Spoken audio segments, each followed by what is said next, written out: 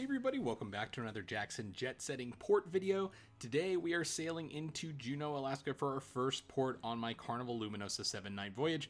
This is the very first time that I've been in Southeast Alaska. I have been to Alaska before, been up to Denali and Anchorage and Seward before. It was absolutely amazing, so I was really excited to sail right in here for our full afternoon and evening in Juneau.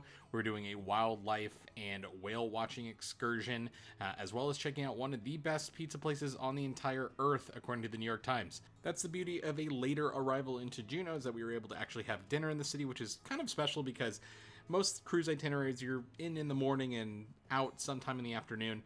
So it was nice to sail into town already bustling with several other ships in port. There was a nice Carnival ship already, as well as a Princess ship that you see there, and we were going to slide right in between the two of them. There are a lot of things to do in Juneau, though I'd heard that one of the best things to do is whale watching, since this is basically like the best whale watching port. So that's why we selected a whale watching cruise. We got in line to get off the ship, which on the Luminosa seemed to be really long lines to get through the ship, but they moved pretty fast. Juneau was definitely the worst of the days, though.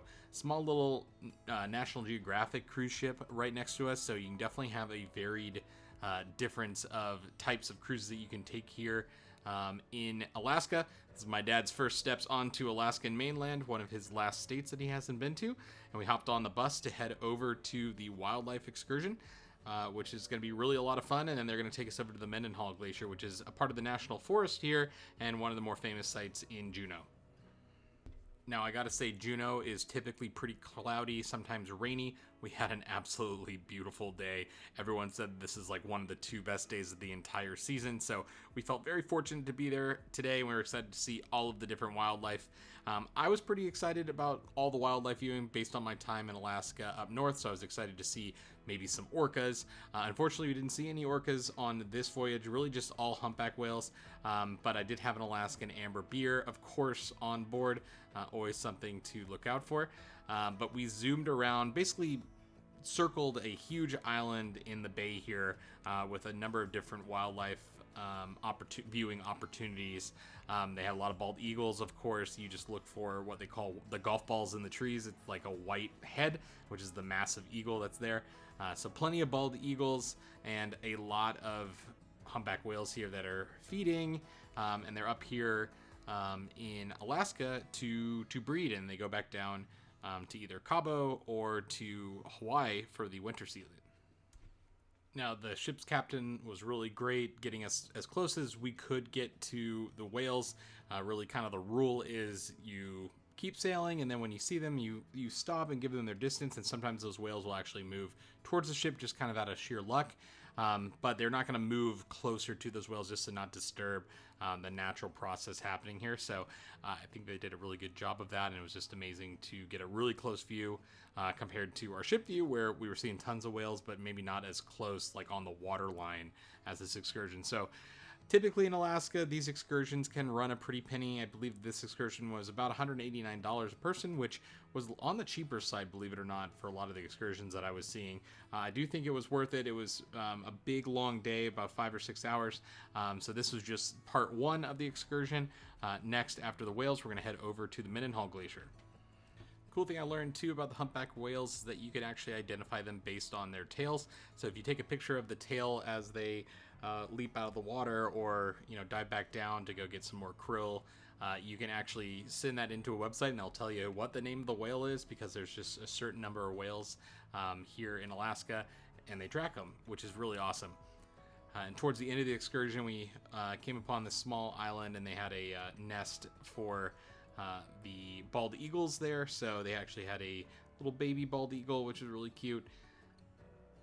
And then sailing back into port, we were going to get back on the bus and head over to the glacier. Now, we didn't have a ton of time here at the glacier, only about an hour, which is, I think, plenty of time.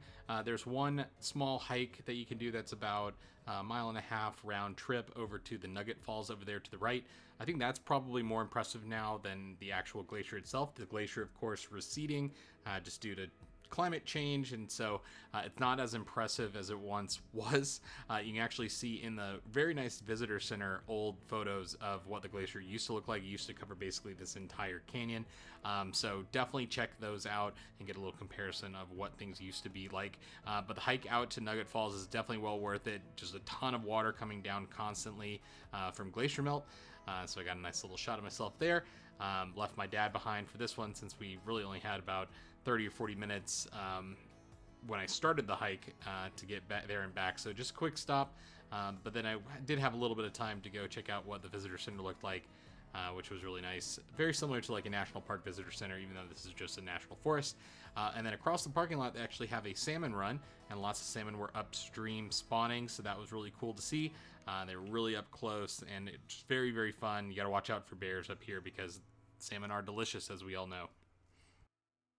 And speaking of food, we were very hungry after our long day excursion, so it was time to head over to in Boca al Lupo, which is the best pizza place in Juneau. It is on the top 50 list according to the New York Times this year, and we just happened to be stopping here in Juneau with time for some dinner, so it was definitely on my list.